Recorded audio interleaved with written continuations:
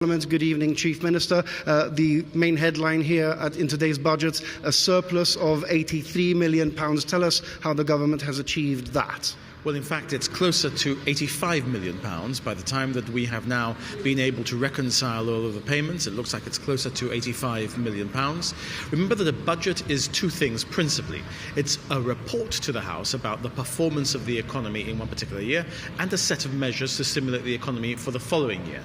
The measures that we took last year and all of the attempts that we did to ensure that we protected our economy against Brexit were designed to ensure that we reined in expenditure and that the revenue was maximized. And so, although we were estimating a lower surplus, we always estimate very conservatively, about 18 million, we were able to achieve 85 million by ensuring that we were match fit if there was a Brexit, and the income that we received from corporate tax, from personal tax, and from duties produces this amount.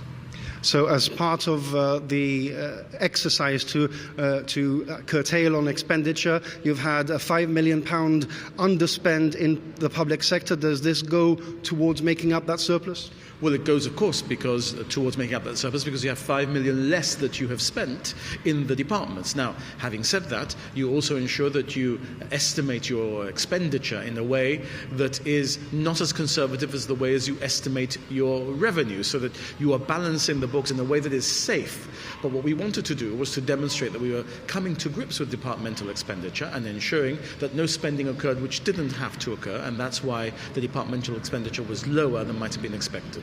In terms of budget announcements, you mentioned that this year the public sector pay won't be capped and that there would be an adjustment. Does this mean that there will be an adjustment for last year in terms of back pay or just for this year?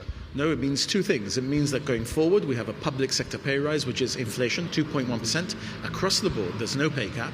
And indeed, because we have a surplus, I think there is a good reason to say, well, Chief Minister, you did this in envisaging Brexit was going to happen with all of those concerns. Despite that, you had a healthy surplus. You don't need to keep that, which you prepared to keep in order to ensure that we didn't have a problem. The total amount of saving of the pay cap amounted to £300,000. I asked the Treasury to calculate it.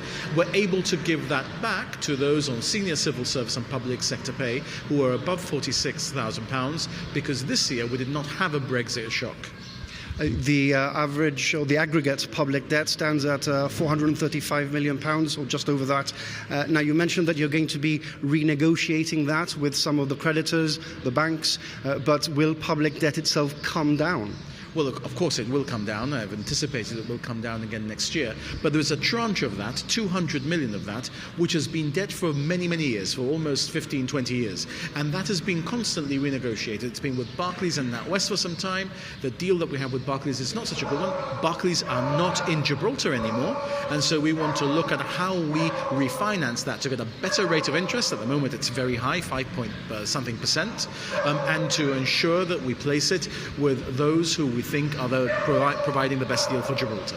For those who might be concerned that the new deal over the 50-50 homes might impact them if they own a 50-50 house and the other 50% is currently owned by the government, you're selling that to someone else.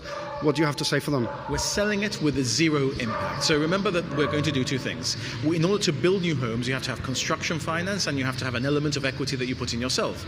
The government owns all of this dead equity, this 50% of people's homes in the new estates. It's just literally waiting to be bought out when these individuals want to buy us out. We have managed to find somebody else to stand in our shoes on exactly the same terms.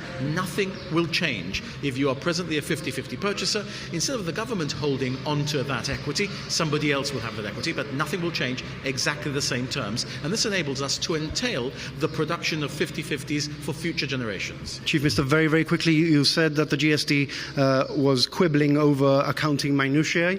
Their criticisms are over what they say are hundreds of millions of pounds that aren't accounted for. That's not minutiae, is it? Well, of course, but it's also not true. And that is revealed in everything that the government is talking about. So I'm talking to the House about selling the equity. I'm talking to the House about the 300 million. I'm talking to the House about the 400 million in credit finance. All of these things are talked about. They're not hidden at all. And indeed, some of the graphics that we're going to produce this year will show people that this is far from hidden and they'll be able to see it all themselves.